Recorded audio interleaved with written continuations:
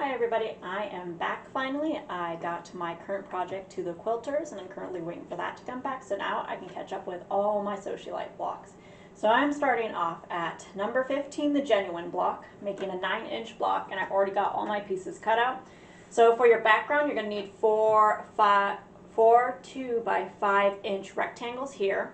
And then I also have 12 2-inch squares here where I've already actually drawn a line across right now, just to make sure that I will be sewing on those lines later, because we're making flying geese. And then I also have in my print, which is a nice red with polka dots, it has to be 4 of these, which are 3.5 by 5 inch rectangles. So now that I have these, the first thing that we're going to do is we're going to take all of our rectangles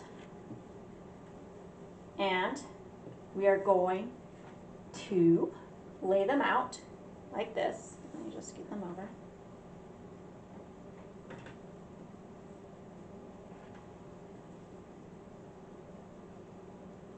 And first, we are going to take our blocks with our lines, and we're going to take this and put them in the corner of all of our blocks right now. So let's turn it this way.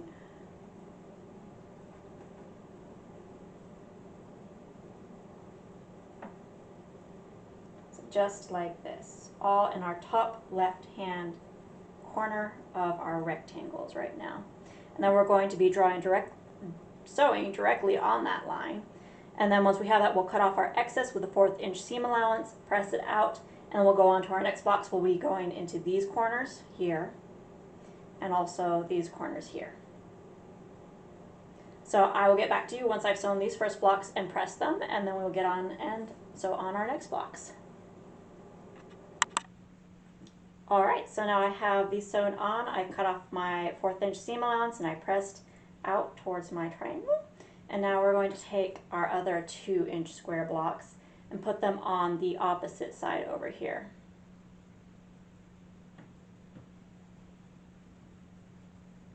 Making sure that the line is going so it makes a nice point here. So the lines will be like this. Putting it into our corners.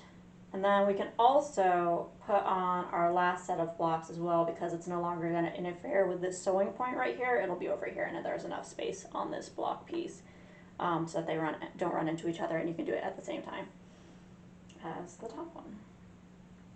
So we got those laid out with our line that was drawn pointing towards the other square that we just sewed on.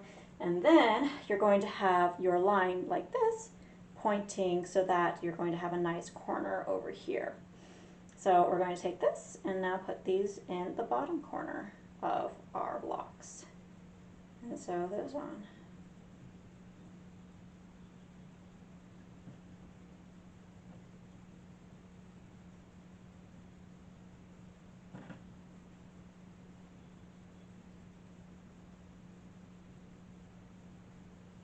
Alright, so I will come back to you once I have sewn on all these lines, cut with a 1/4 inch seam allowance and pressed out.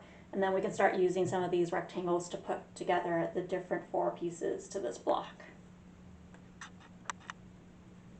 Alright, so I am back and I have sewn all of them together, cut off my 1/4 inch seam allowance and pressed them out towards the little squares. It's just going to make it a little easier to sew it together. And then now we're going to take our last 4 2 by 5 inch rectangles and place them on the left side of all of our squares. So I'm going to stagger these a little bit so hopefully you can see it a little better.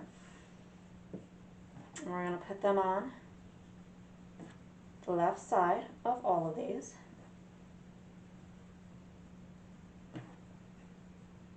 And then you're going to flip them over so that the good sides are together,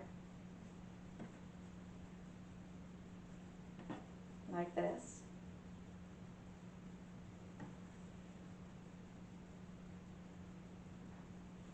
And then you're going to have a 1/4 inch seam allowance on this side of all of your blocks here. So you're going to sew from here to here, here to here, here to here, here to here, with a 1/4 inch seam allowance. And that will give us our 4 units for our block. And I'll get back to you once I've sewn those. Alright, so I have gotten all of my rectangles on the left side sewn on, and they are pressed with the seam open just so that it lies a little flatter, which is nice.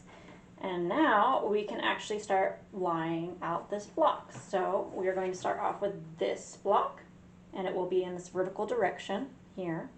And then the next one, we are turning it to the right with the rectangle on top, popping it right next to this right here. And then for the next one, we're going to have our rectangle on the outside like this. And then for the last one, our rectangle is going to be pointing down this way. So you have a nice square in the middle, and then you got your pinwheel kind of shape. So what I'm going to do is I'm going to sew these together, and then I will come back and flip these down and sew them across. So I'll come back to you when I've done these two pieces, and we will go on to the next part.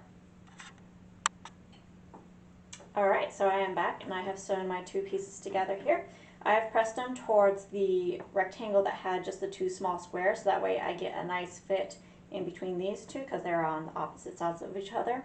And it's a 1/4 inch seam allowance. So now I'm going to take this one and fold it down like this and make sure I have a nice good locking point on these two seams right here so I get a nice point.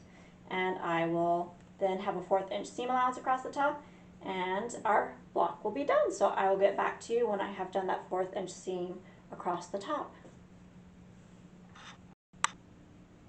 Alright, so this is the finished block, the genuine block number 15 for the Sewcialites.